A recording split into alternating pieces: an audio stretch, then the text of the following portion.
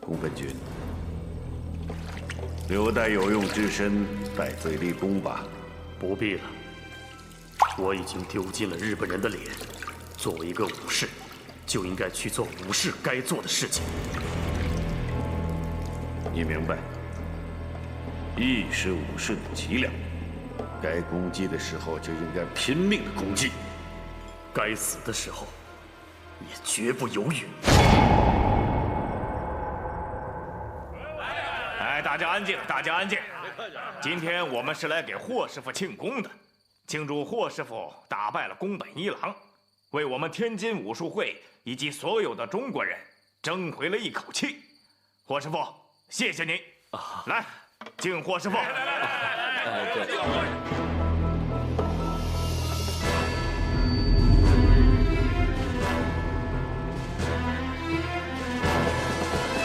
进刀不要太深。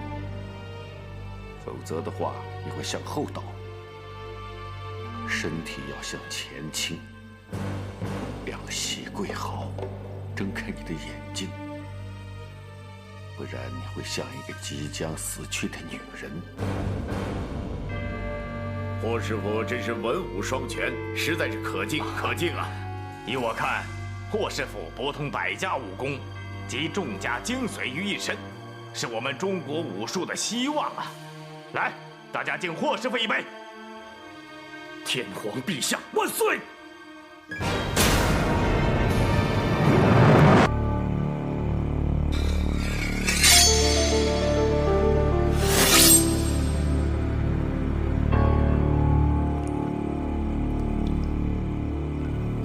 我在这封信上已经把宫本死的事情告诉了他的师兄伊藤，伊藤比宫本更疯狂。 而且武功又在宫本之上，他一定会来找霍元甲报仇的。要是他来了，霍元甲就不会那么安逸了。啊，你最近和那个陈真接触的比较多，有什么收获吗？还没有。 那个陈真，应该还是很想杀霍元甲报仇的。你要多利用他，趁霍元甲内伤还没有好，应该是个好机会。明白。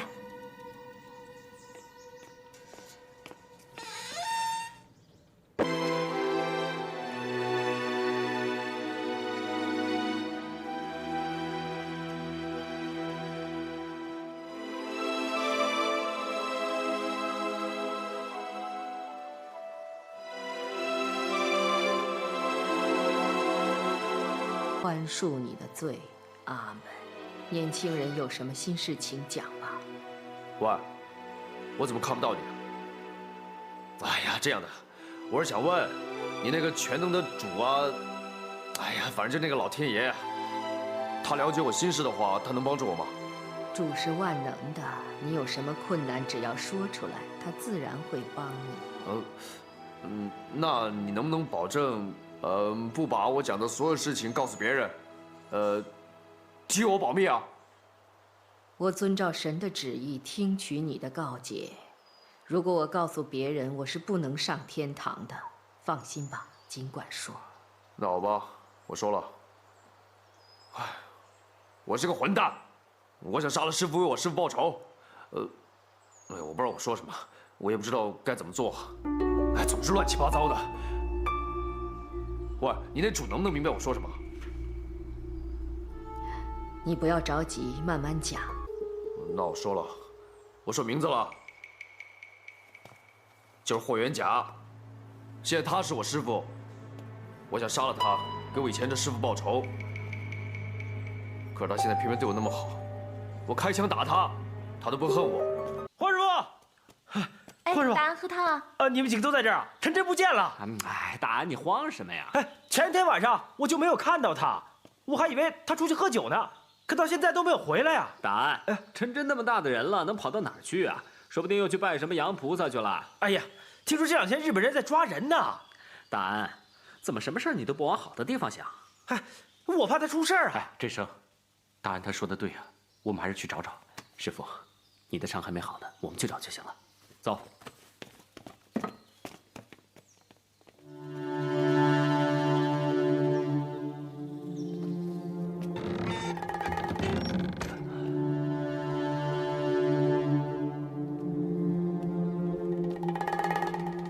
陈真，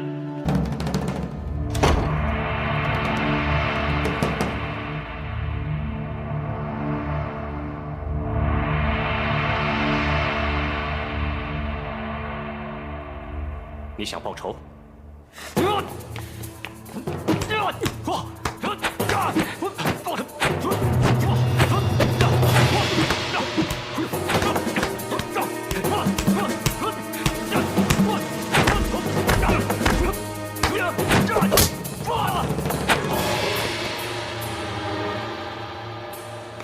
出招！怎么不还手？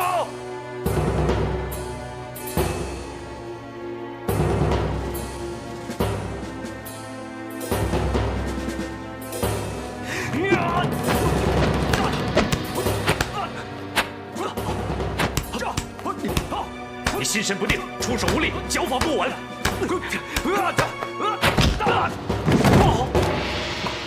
说，你为什么对我那么好？你是不是怕我报仇才对我那么好？说。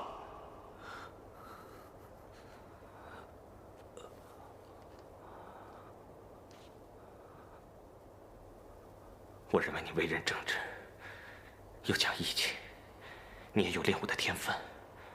我希望你将中华武术发扬光大，就这么简单。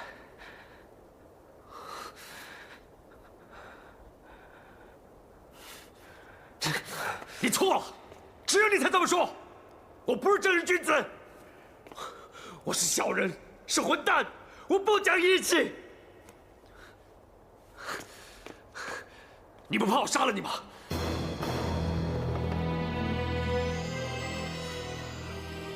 如果你真是小人，我早就死了。哼！谁说的？谁跟你说我是好人？我就是卑鄙小人！卑鄙小人，知道吗？我是小人！陈真，陈真，陈真，陈真！呀！你这个王八蛋，恩将仇报，算师傅看走眼！你这个混蛋，小心你死了以后，下辈子投胎变畜生了，还不快住手！你们几个走开。千南，你听我说，这是我和陈真之间的事。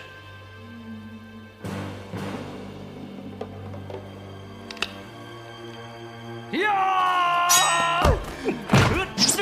叶家，陈真！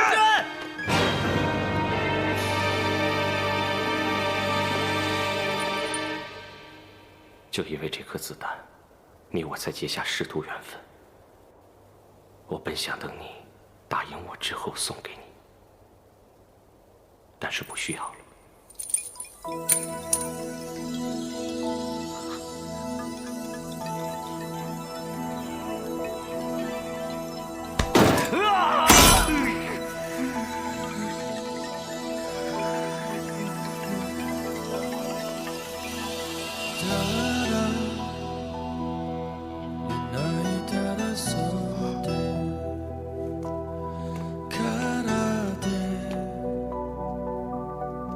そいたらどう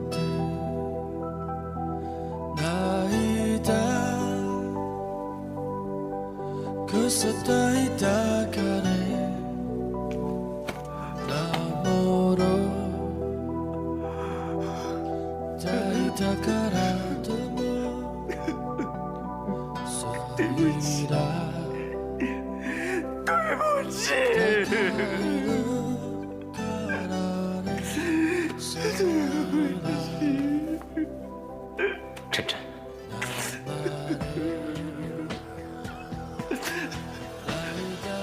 你是个重情重义的人，你师父的仇一定要报，否则你会永远活在阴影里，你的功夫永远不会进步。师父，对不起。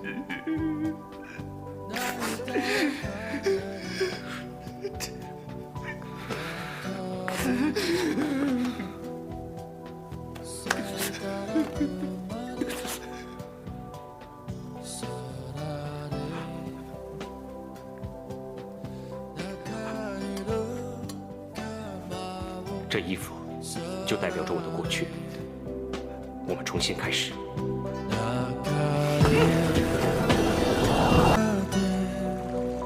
师父，原谅我。霍元甲跟您一样，是个天大的好人。我很多次杀他，他都不恨我。我不可以杀他，他让我把衣服当作他本人给撕碎了。你们之间的恩怨也算一笔勾销。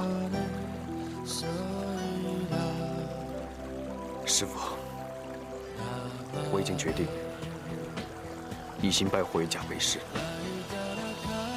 将来一生跟随霍元甲。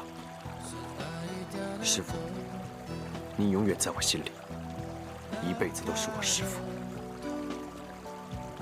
晨晨现在不过多了个师父，希望您老人家千万别怪罪我。师父，晨真每年的今天都会来拜祭你，给你上香。对不起，师父。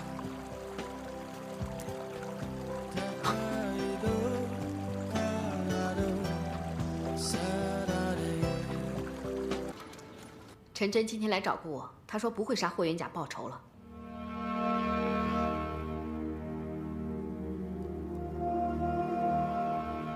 不过没关系，陈真只是一张可有可无的小牌。霍元甲迟早会死在我的手上的，在他没死之前，得好好的为我所用。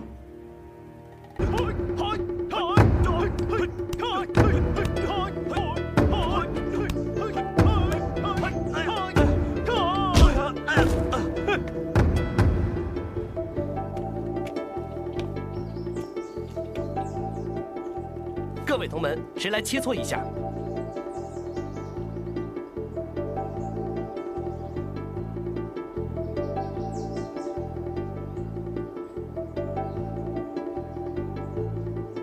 元甲，到你了。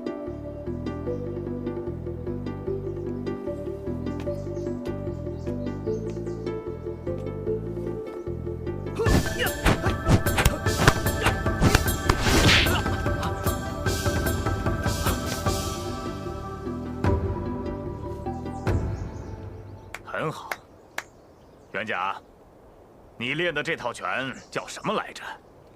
迷踪拳。迷踪拳。迷踪拳有什么特点吗？就是集合了各门各派的武功精华，融合而成。是吗？我说你这拳乱七八糟，而且完全不讲章法，简直乱来。而说，其实各门各派都有长处，如果我们能够加以融合的话，这样就可以取长补短，效果会更好。是吗？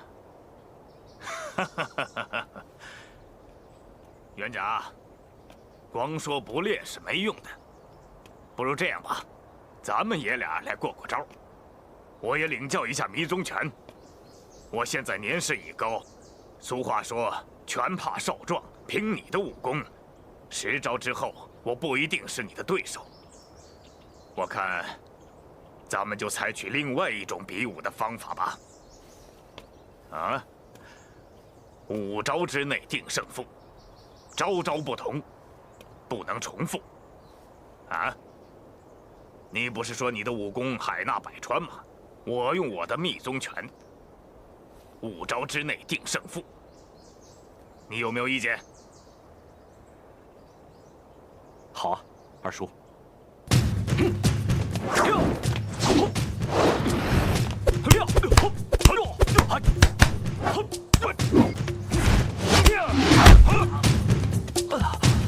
师傅，没事吧？没事吧？袁甲，有很多东西你还没明白。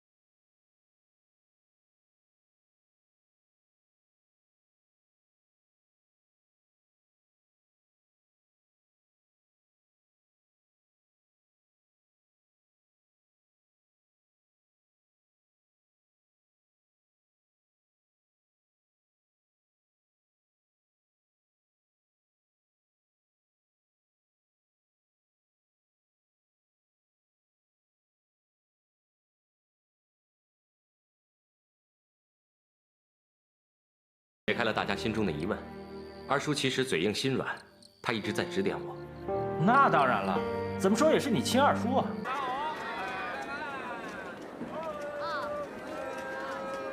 来，让开，让开，让开，让开！哎呀，要拆开！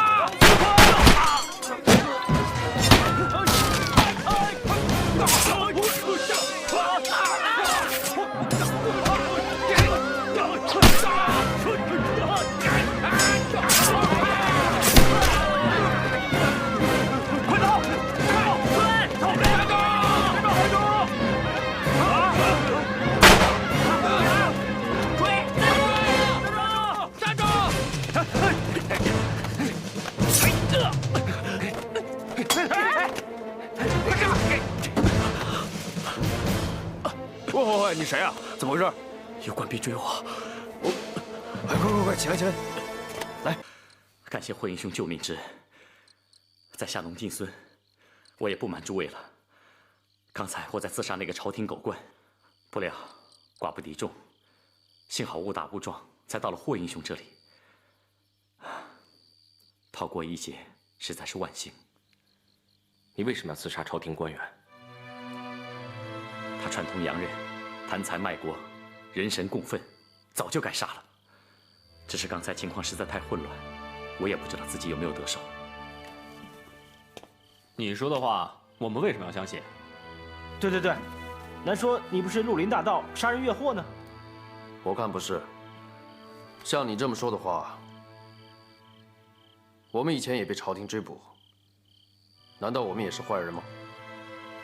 陈真，你真够简单的。本来就那么简单。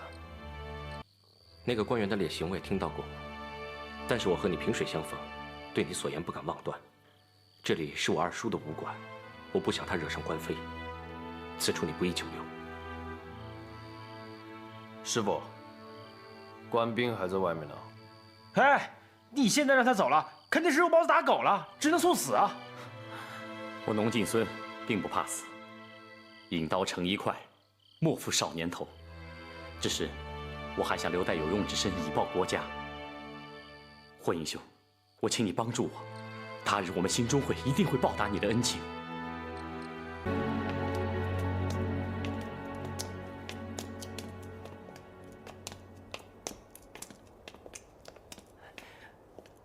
加尔先生，这就是你要找的大力士。看样子还不错，不知道本领怎么样？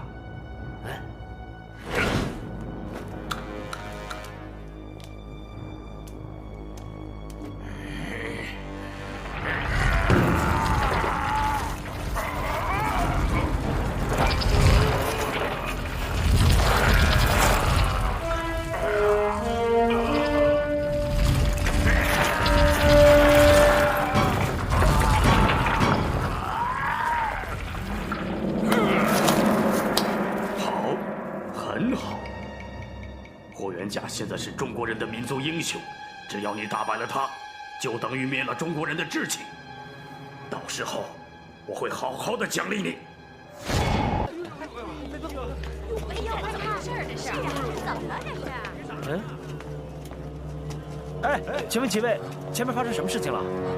前面有个俄国大力士摆了擂台，骂我们中国人是东亚病夫，我们看不过眼，就上去和他比试，没想到被打成这样了。哼，太气人了！哎，走，大家看看，走，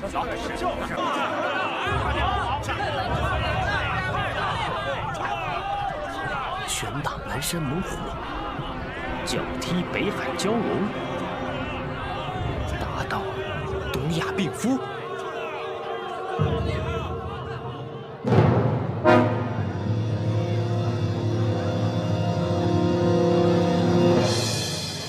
是世界第一大力士，欢迎你们东亚病夫上来较量！呀！来呀！谁敢较量？来呀！上来呀！有！厉害啊！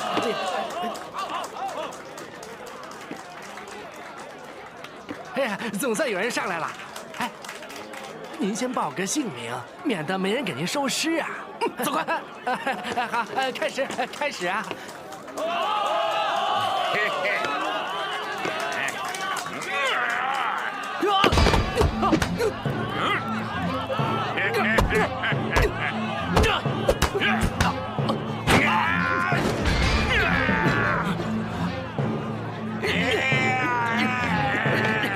好，二师兄，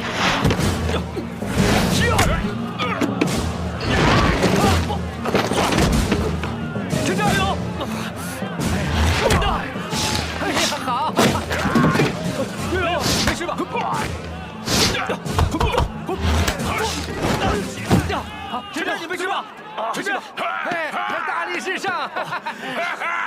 怎么好像打在铁球上？走，先回去。走。哎，还有谁上来？上来！啊！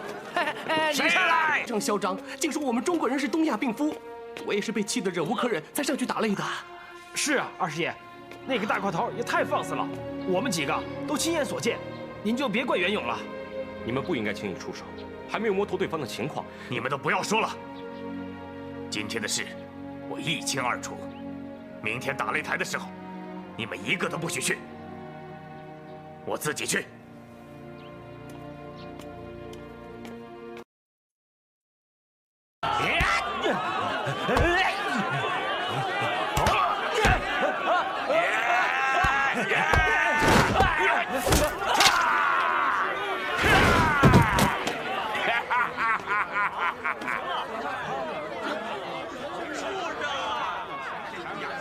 东亚病夫，哈哈哈！还有谁？还有谁来？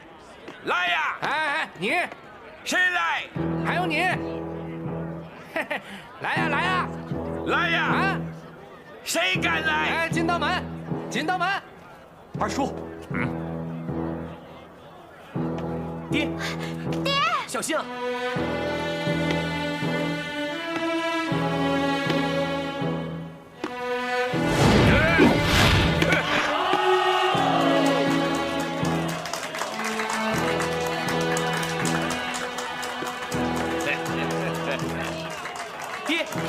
爹，小心啊！老头，回去吧，免得送死。哼，你这畜生！畜生什么意思？哦，他说你的身体很好。啊，你知道我是出生就好。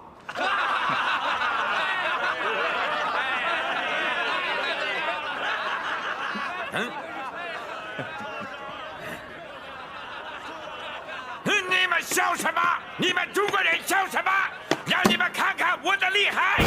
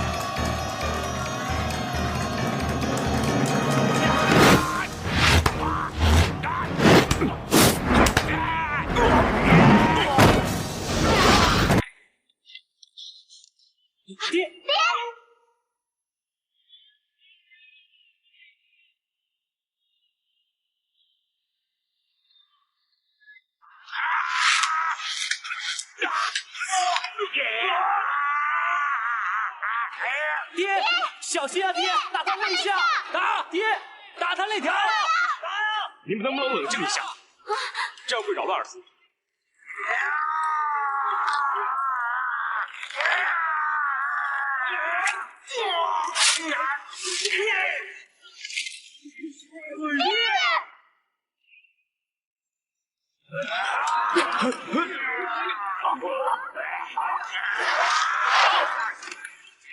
爹！爹！还不快去救爹！爹！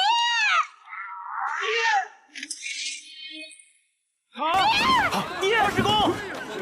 二师公！二师公！二叔！二师公！二师公！二师公！爹！二叔，不行了。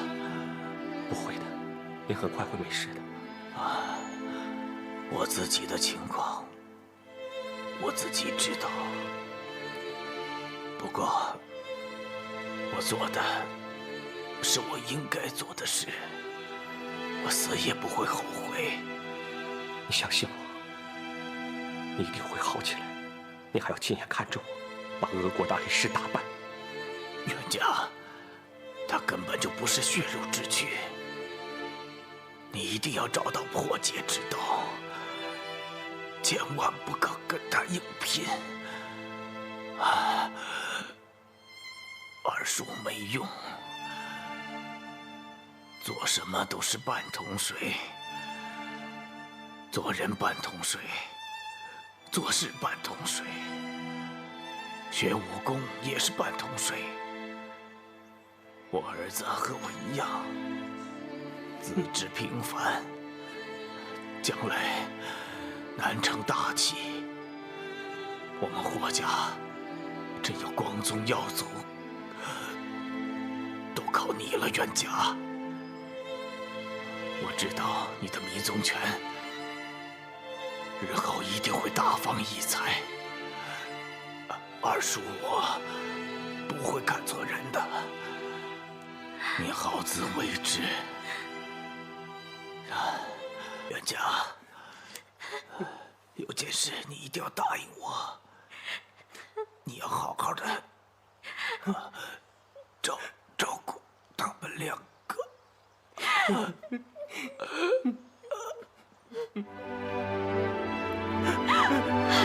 爹！二师公！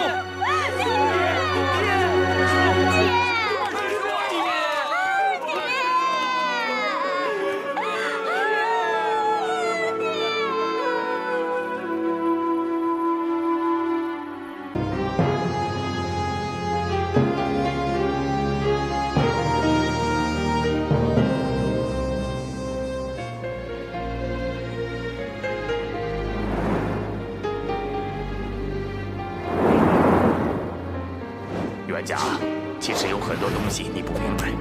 虽然你掌握了很多门派的功夫，海纳百川是没错，但是你要记住，万事万物都是相生相克。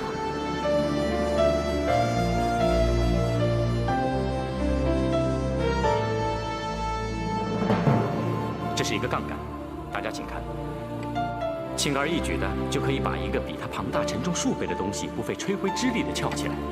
假如改变它的支点呢？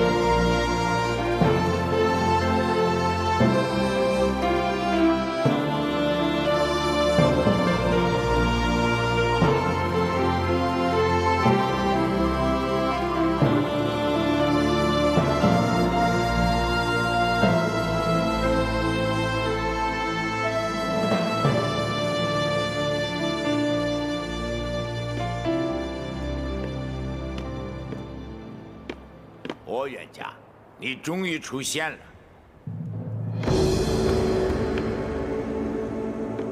我今天来是为了告诉你，滚下擂台是什么滋味。哼哼。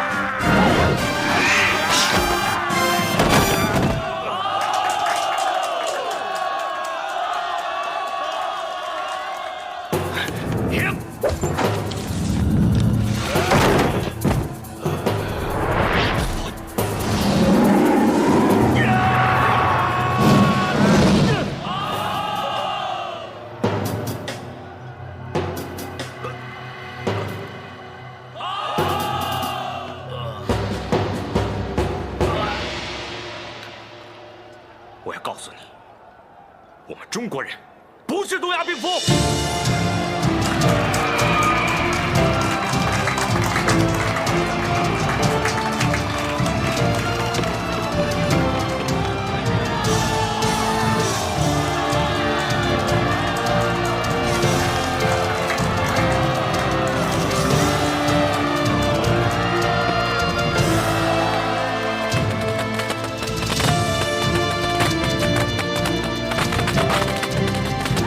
真是令人敬佩啊！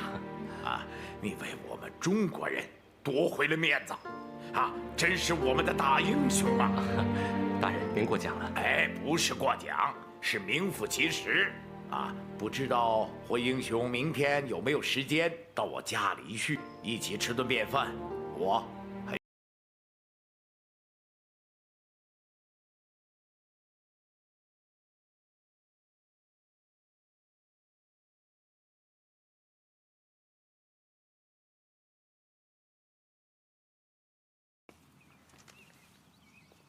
不知大人今天约我来此有何要事？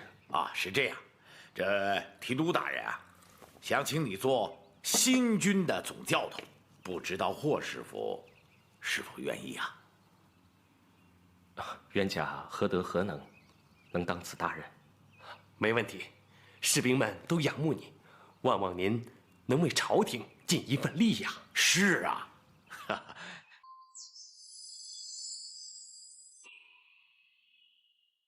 各位，今天我是最后一次训练你们。提督大人给你们找了一个新的教官，也许他会比我有办法。但是不管怎么样，你们都不要放松对自己的要求，只有勤练武，才能有长进。是。霍师傅，这边请。霍师傅，新兵现在都在这里训练。啊，前面那位就是郑教头。3、4、5，郑教头。7，这位是霍元甲霍师傅。9，以后训练新兵的事就交给霍师傅了。1、2、3。郑教头，你好。霍师傅，你教的是哪门哪派呀？在下无门无派，练的是迷踪拳。哼，这我还是头一次听说。这无门无派怎么教啊？郑师傅，门派只是一个名字，其实集百家之长，才能真正将武术发扬光大。这个我倒是没听说过，请霍师傅赐教。在下想领教一下你的迷踪拳。好啊。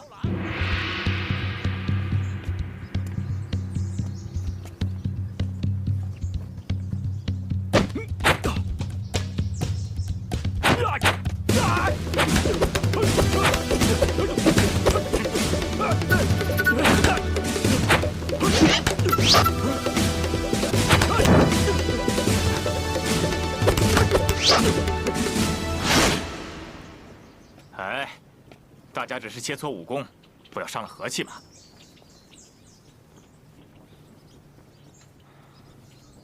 霍师傅，咱们后会有期。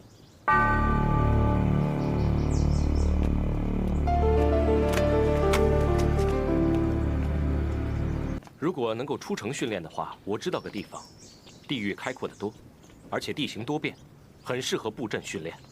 那当然好了，霍师傅，你现在是新军的总教头，只要是练兵的事，你可以全权做主。霍某多谢大人。不用客气。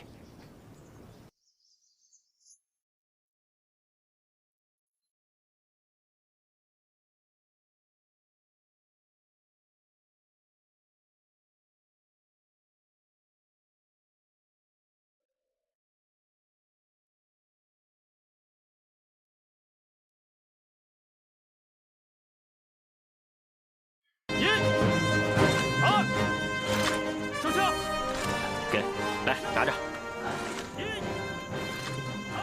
龙兄，我只能送你到这里了。谢谢你，霍师傅。我龙进孙这次承蒙霍兄相救，三生有幸。你放心吧，他日我一定涌泉相报。龙兄，你打算去哪儿？我打算回南方。我已经和兴中会的同志联络上了，我们正在南方大力准备一场新的起义。总有一天，我们会建立一个全新的中国。希望你走的道路是正确的。嗯。啊，对了，麻烦帮我转告陈真师傅一声，谢谢了。我会的。啊，振生，大安，再见，再见，再见。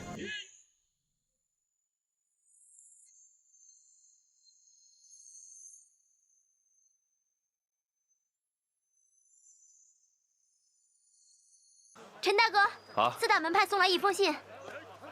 四大门派。嗯。振生，四大门派的信写什么？答案。拿着。写什么？四大门派请师傅明天去赴宴。啊，哎，干什么呢？我来赴宴的。赴宴？你谁啊？我是霍元甲。霍元甲？里边已经有2个霍元甲了，怎么又来了一个？您不知道中国有千千万万个霍元甲，你们懂个屁！对，霍元甲到！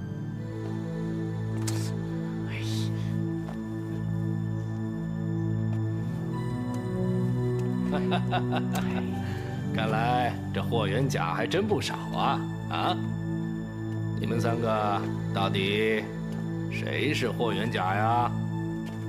我就是霍元甲，我才是霍元甲。他们2个都不是，我才是霍元甲。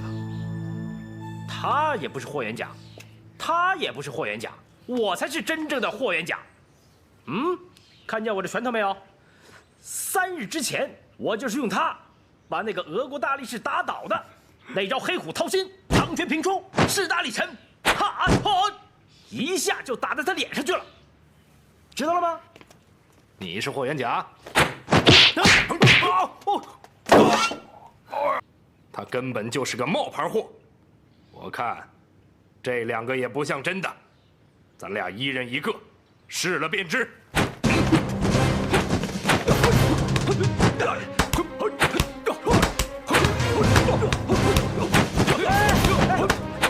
我才是霍元甲，我才是霍元甲！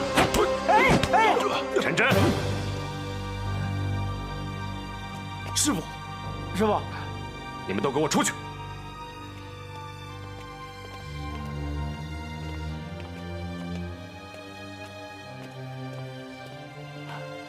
您就是霍元甲霍师傅吧？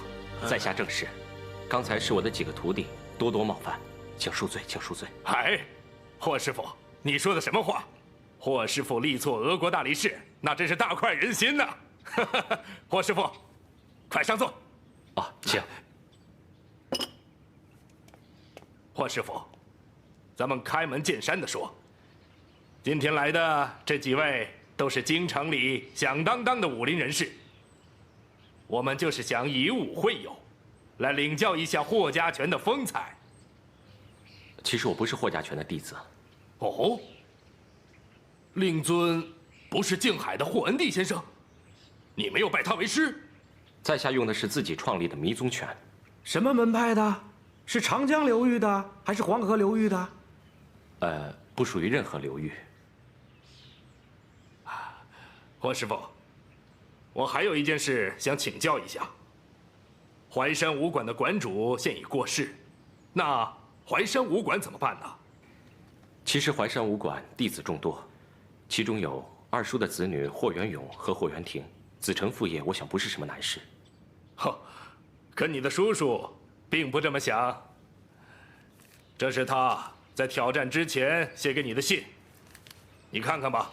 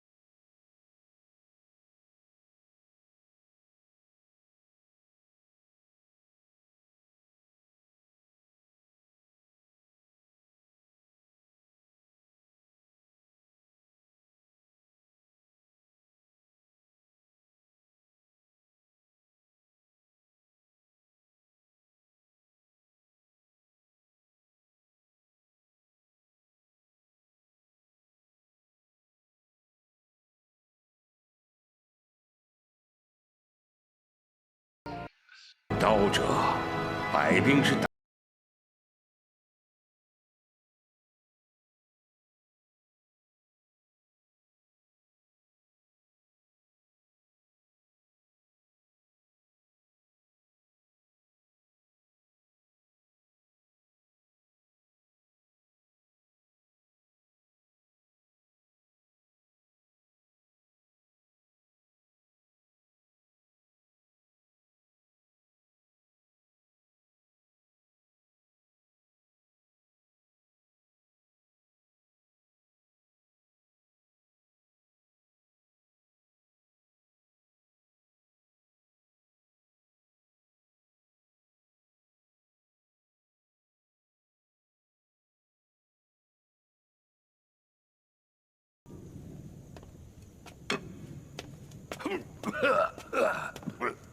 爹，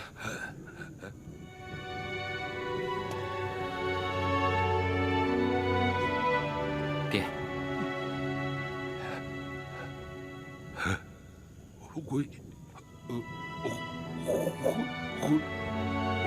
回来了，爹。回来了。好，爹，给您拐杖。不是我的，不是我的，不知道谁放在这里的。爹，不如这样，我背你啊。不用你背我。您别逞强了，大哥已经把您腿疾的事告诉我了。元武，叫他别说，他还说。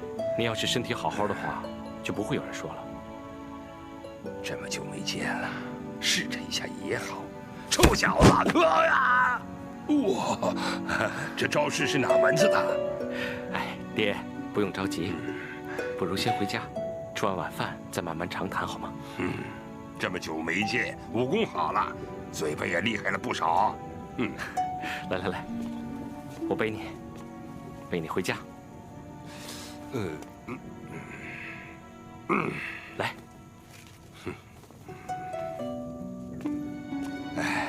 我告诉你啊，等会儿到了镇上，你一定要把我放下来。儿子背老子天经地义的，有什么见不得人的？那要看老子让不让啊！我现在还是密宗拳的掌门，让人背着，成何体统啊！馆主的位子传给你，这个馆主的位子你准备怎么做呀？京城开武馆容不容易啊？爹想听这些嘛。其实京城啊，高手如云，门派众多，大的有太极、长拳、少林、八卦掌，小的呢有通臂、八极、沧州、形意。不过后来是拳乱，又是八国联军入侵的，已经大不如前了。否则的话，这次俄国大力士也不会这么猖狂欺负我们中国人。那你师傅呢？他没出手啊？我师傅有要务在身，不能去打擂。我这次能赢呢，主要是靠了二叔的教导。你二叔的脾气比你爹还古怪，人却很好。现在既然你二叔传位于你，你打算怎么当这个馆主呢？其实我也是刚刚接任，所以很多事还想向爹请教。请教我？哎呀，我就是那老一套，你不是一直都看不顺眼吗？闯了这些年，到现在我才觉得，爹的那老一套也是有他的道理的。嘿嘿，你这个倔小子，怎么受挫了吧？我说过，武林有武林的规矩，每个字都是血泪，每句话都有生死。我问你啊，霍家拳训第7条说的什么呀？万法求道，全理求师，无师则无策无相，无可依循。那第4条呢？拳分内外，意教心神。外拳止于神，自是刚猛无寒；内拳达于心，方能变化多端。拳要变化多端，规矩还是不变的好。想不到你比我背的还熟啊！爹，你记不记得我小的时候，你也背过我？当然记得了，我还记得你2个哥哥在我背上的时候啊，总是问我很多关于武功的事儿，你倒好，一句话都不说，就知道睡觉，一点都不像好武的样子。分睡百年。这是民族英雄霍元甲与日本武士宫本一郎的生死对决，双方签下生死文书，比赛也随即开始。由于咏春派的掌门全少明与太极宗师冯坤的相继落败，此时的宫本一郎可谓是无比嚣张，再加上他对中国武术也十分了解，很快就给霍元甲来了一个下马威，把他重重摔倒在地。完事后还不忘补上一发香港脚，霍元甲迅速出脚起身反击，顺势使出一招神龙摆尾，怎料腹部突然传来一阵剧痛，只因他前不久深夜逛街时被东洋大妈捅了一刀，至今还未痊愈。台下的弟子见状也是为他捏了一把汗，而宫本并没有给他喘息的机会，再次与霍元甲展开拳脚对拼。此时的霍元甲虽经验尚浅，但他的领悟能力极强，从先前两位前辈与宫本的对战中发现了破局之法。宫本看霍元甲不好对付，只好使出全力发起猛攻，尽管他使出了浑身解数，可依旧被霍元甲狠狠拿捏。霍元甲仅凭一招横扫千军加侧踹，就让宫本给他拜了个早年。宫本无计可施，只好使出终极必杀技。霍元甲回想起两位前辈用血换来的经验，对这一招已经烂熟于心。只见他侧身躲开的同时，紧接一个大力回旋踢，宫本瞬间倒地，不敢继续嚣张。在场同胞无不雀跃欢腾。虽然取得了胜利，但霍元甲的脸上却看不出一丝喜悦，毕竟这是一位武学泰斗用生命换来的胜利。从此，霍元甲在天津一战成名，而宫本作为一名日本武士，输掉了比赛，就意味着给自家天王蒙羞。最终小刀拉肚皮，送自己去见了太奶。东洋特务头子王希文把宫本的死添油加醋写成小作文，让手下王秀之寄给宫本的师兄伊藤，想让他来除掉霍元甲，同时还提醒王秀之要好好利用陈真。原来就在不久前，陈真在街上闲逛时无意中救过王秀之，可那时的陈真并不知道王秀之的特务身份，长期的相处让陈真对他暗生情愫。王秀之决定顺水推舟，他知道陈真一直处于矛盾之中，不知该不该刺杀霍元甲，为过去的师父报仇。于是他话里话外都暗示陈真勿忘初心。陈真思索再三后，决定趁霍元甲有伤在身，发起复仇之战。与此同时，霍元甲久久未见陈真回家，来到教堂四处寻找，岂料陈真早已在此等候多时。你想报仇？陈真默不作声，像发了疯似的冲向了霍元甲，每一拳都像在寻求一个答案。他害怕自己一旦犹豫，就再也无法对霍元甲下狠手。霍元甲见状也不想还手，对陈真内心的愤怒照单全收。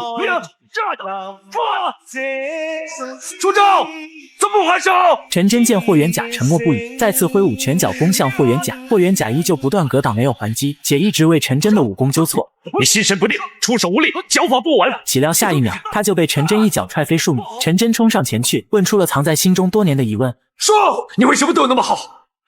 你是不是怕我报仇才对我那么好？霍元甲认为陈真为人正直讲义气，还是个练武奇才，希望他能把中华武术发扬光大。陈真听后心态直接爆炸，为什么自己的仇人偏偏也是一个好人？还好霍元甲的两名弟子及时出现，想要阻拦陈真继续撒泼，岂料霍元甲竟让他们住手，出来行走江湖迟早是要还的。陈真二话不说，掏出40米大刀冲向了霍元甲，把他按倒。霍元甲随即从兜里掏出一颗花生米，这正是陈真当初用洋枪暗杀霍元甲时留下的。就因为这颗子弹，你我才结下师徒缘分。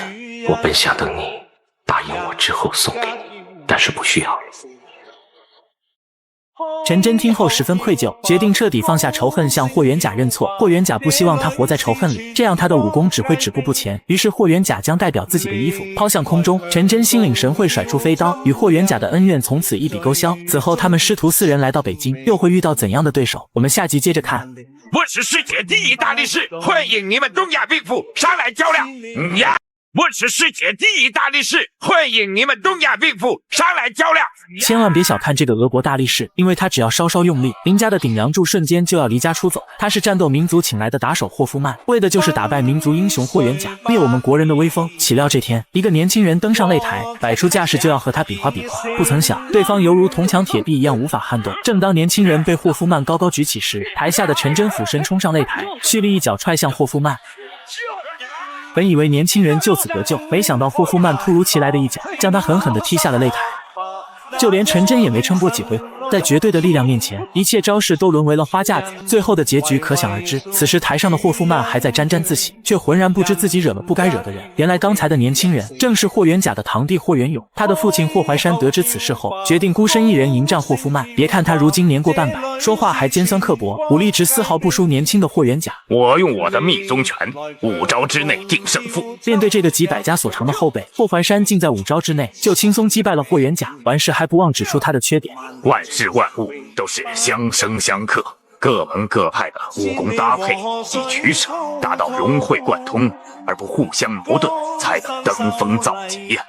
霍元甲也是从这时开始明白二叔对自己的良苦用心，于是他更加不想看着二叔白白送死。可是霍怀山却说，为了武馆，为了民族，就算是粉身碎骨，我也在所不惜。因为只要多犹豫1秒，就可能多一位同胞惨死在洋人手中。还有谁来？来呀！霍怀山见此情形，更加坚定了自己的信念。他不顾家人的阻挠，飞身一跃登上擂台。尽管对方身高250，他也没有丝毫退缩。岂料对方一上来就口出狂言：“老头，回去吧，免得松事。”霍怀山则轻蔑说道：“哼，你这畜生！”中文只有婴儿水平的霍夫曼轻信了身旁的翻译，还以为对方在夸自己。你知道我是畜生就好。此言一出，瞬间哄堂大笑。霍夫曼见状，终于意识到自己被羞辱，无能狂怒后乱拳向霍怀山袭来。立宗拳与西洋拳的较量就此展开。霍怀山凭借多年的习武经验，使出一招掏心窝子的寸拳，不曾想对方却毫发无伤。缠斗间，霍怀山不慎被抓住脖颈，他瞬间攻其关节挣脱束缚，紧接腾空双腿将霍夫曼蹬飞10米开外。此时全场掌声雷动，只有霍怀山知道自己撑不了太久，而霍夫曼只是拍了拍身上的灰尘，便再次对他发起猛攻。霍怀山因躲闪不及，被对手抱住腰腹，一个抛摔接飞身肘击，差点让他饮恨西北。虽然侥幸躲过一劫，但此时霍怀山的蓝条已经见底，只能一味格挡，无法还击。霍夫曼趁机使出一招怀中抱妹杀，眼看自己危在旦夕，霍怀山只好使出铁头功挣脱束缚，岂料被对方一记重拳打倒在地。霍夫曼乘胜追击，紧紧勒住霍怀山的脖子，使出自己的终极绝招人形腰带。随着一声怒吼过后，霍怀山再也没了反抗之力，被霍夫曼甩下了擂台。弥留之际，霍怀山把对战经验都告诉了霍元甲，并把自己的儿女和武馆都托付给他。霍怀山始终坚信霍元甲的迷宗拳将来必定会大放异彩。现在国人极弱，身心沦丧，你不光要让他们强健体魄，更要唤醒他们的灵魂。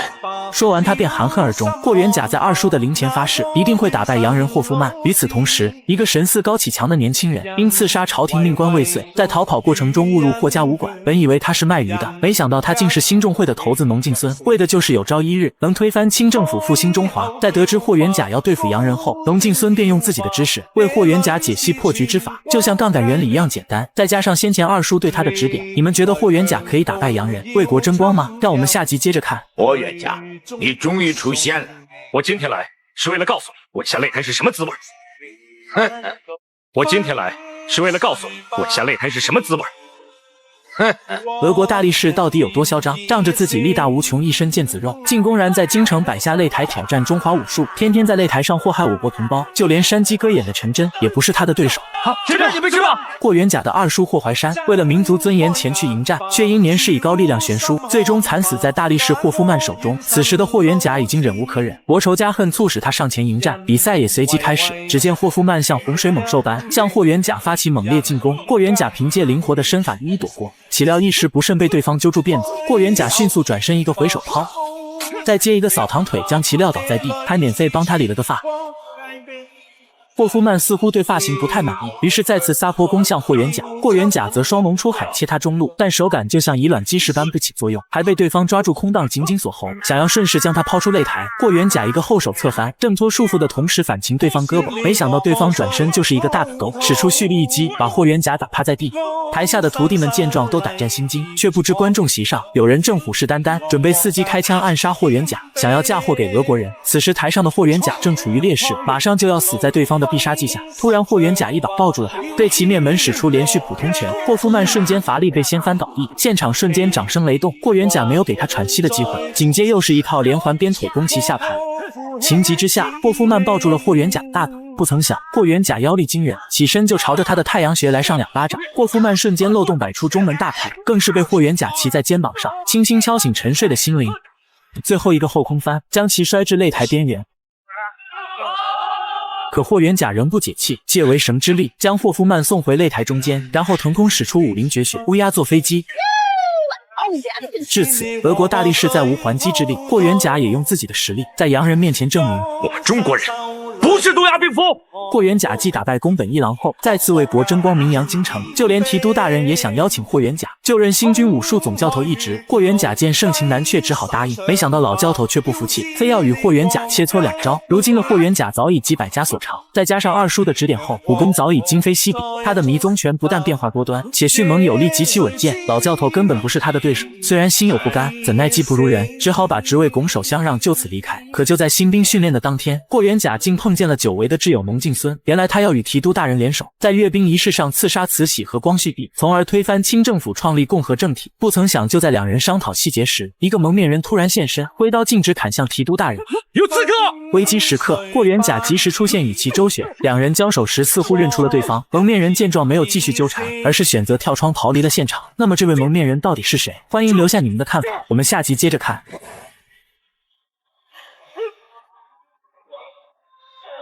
睁开眼吧，小心看吧，那个元神路。慈禧、光绪，一个不留。眼前这个酷似强哥的男人，正与朝廷乱臣商讨反清大计，岂料中途却杀出一个蒙面人，二话不说就提刀向他们袭来。有刺客！危急时刻，霍元甲前来救场，两人交手数回合后，他们似乎认出了对方。蒙面人犹豫片刻，选择跳窗逃离了现场。霍元甲心存疑惑，紧随其后，来到一处荒郊野岭，可蒙面人早已不知所踪。就在他松懈之际，蒙面人飞身一刀朝他袭来。霍元甲迅速格挡下马迎战，此人刀法凌厉，迅捷勇猛，绝非等闲之辈。霍元甲明显不是他的对手。师傅，我做错了什么？把那些狗官看家护院，不配做我的徒弟。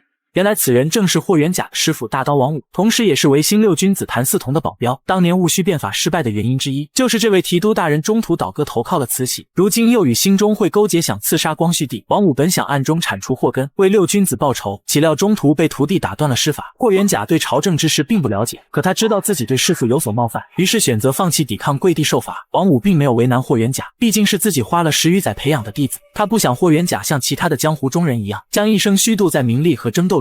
我只是希望团结武林各门派，交流武学的心得，然后将我们的武学精神发扬光大，就这么简单。王五听后也十分欣慰。霍元甲说他之所以在提督府上出现，纯粹是受好友农敬孙所托。解除误会的两人很快便离开了此地，殊不知小日子一直在暗中监视着他们。安顿好师傅后，霍元甲受邀来到提督府，对方一上来就拿出搜捕令牌，希望他能早日抓到刺客。农敬孙看出了霍元甲的难处，希望能与大刀王五好好谈谈，想劝其暂时放弃刺杀提督大人。没想到两个朝廷要犯此刻竟为了朝廷的存亡开始了辩论赛。二人与霍元甲皆为汉人，王五认为只要爱国爱民就是明君，错的只是慈禧，和光绪帝无关。而农敬孙则认为朝廷早已腐败至极，只能通过革命去改变国家的命运。尽管两人的观点最终无法达成一致，但同是爱国之人，王五也敬他是条汉子。这是条汉子，你带我送送他吧。可就在当晚，王五在睡觉时竟遇到了刺客。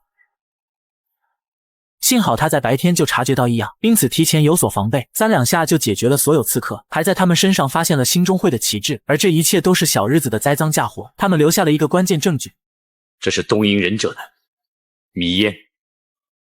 为了避免夜长梦多，农敬孙希望把计划提前，还提出想要保住光绪帝。提督大人当然不肯答应，万一造反失败追究起来，他不就成了千古罪人了吗？思索再三后，农敬孙也只好按原计划进行。没想到他前脚刚走，提督大人就和日本特务有说有笑。原来他们的真正目的是想利用谋反的幌子，把革命党一锅端了。可他们不知道的是，这一切都被房梁上的王五听得一清二楚。王五本不想插手此事，可念在农敬孙是霍元甲的挚友，更是一条爱国的汉子，他最终还是留下了一封信，向霍元甲说明了此事，然后马不停蹄前往约定地点，想要拦下农敬孙，但他似乎并不领情，还认为是王五为保住光绪帝捏造的借口。与此同时，提督大人早已布下天罗地网，直到炮声响起的那一刻，农敬孙才幡然醒悟，可一切都太迟了。多亏霍元甲看到书信的内容，及时赶到，三人最终有惊无险脱离了困境。经历此事后，他们开始理解彼此，纵使爱国的方式不一样，却又殊途同归。为了报答王五的救命之恩，农敬孙暗中派人刺杀了提督大人。